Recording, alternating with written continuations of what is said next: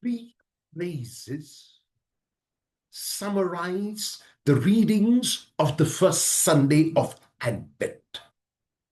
The first of these is, are you good because of fear of punishment or hope of reward? Or are you good because it is good to be good? The second is, today is the tomorrow you worried about yesterday. And the third is a Latin phrase, a phrase by which John Berkman's lived his life. And that phrase is RJ quod agis, which means do what you are doing.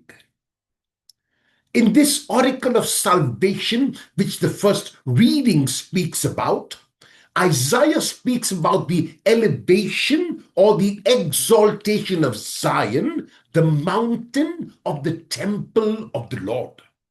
This elevation will result in the establishment of peace and justice among all nations.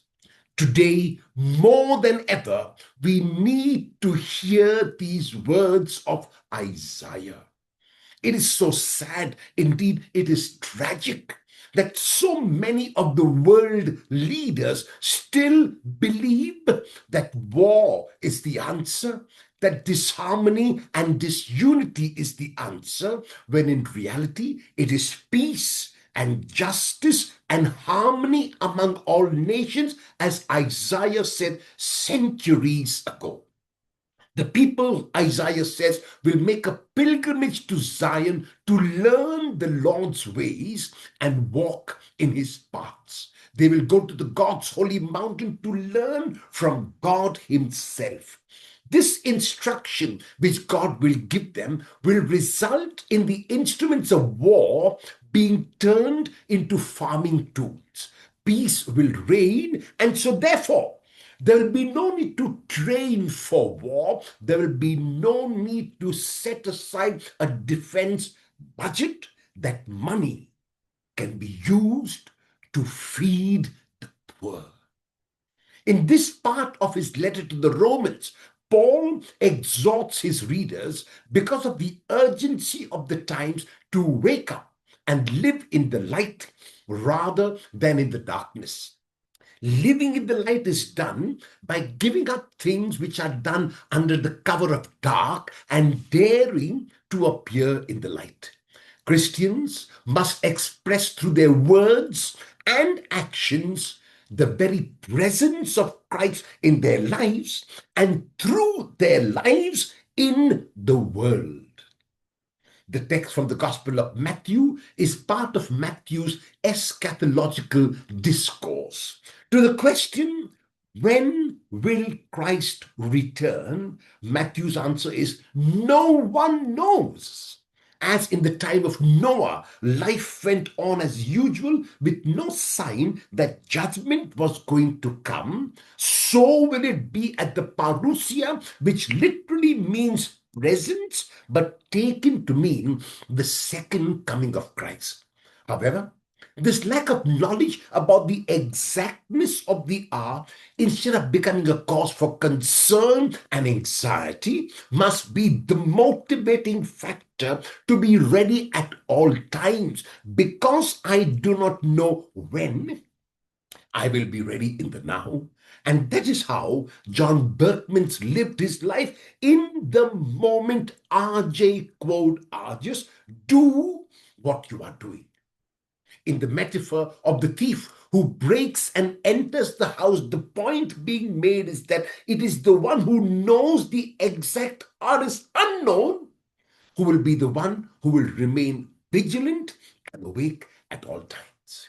Many of us live in the future rather than in the present. We want to know what will happen tomorrow, and in the process, do not live fully today. This obsession with the future is basically because we are frightened. We are frightened of what the future holds for us. We are frightened of whether we will be able to cope with what the future brings, and we are frightened about whether the future will be better than or worse than our present. The gospel text of today is calling for exactly the opposite of this way of living. It is calling for a total living in the present and doing what we have to do in the now with no useless worry about what tomorrow will bring. This is what it means to be ready at all times. And in this context, the story of John Berkman, who was asked what he would do if the Lord told him that he was going to be called at this moment when he was playing football, is said to have replied, I will continue playing football. Do what you are doing sums up his attitude and the attitude expected of each one of us who professes to be followers of Christ. However, we will only be able to have such a kind of confidence to continue doing what we are doing if we give up the negative things that we might be doing and the negative attitudes that we might carry and substitute them instead with everything that enhances, everything which builds up, everything that is positive. Being good and doing good are not to be looked upon as a burden, but something which comes naturally to anyone who professes that he or she is a disciple of the Lord. These who have experienced the move from darkness to light, from fear to love through what Jesus has done through their lives, will live this life naturally. We must show this kind of positive and fearless living that we are indeed the children of the light and have as inspiration the person and message of Jesus. If we dare to live in this manner, then the prophecy of Isaiah, which was fulfilled in the coming of Jesus over 2,000 years ago, will also become a reality once again today. We then will become that mountain of the temple of the Lord to which everyone will look and learn the Lord's ways. They will learn to live in a manner to realize that concern and obsession with the future is futile.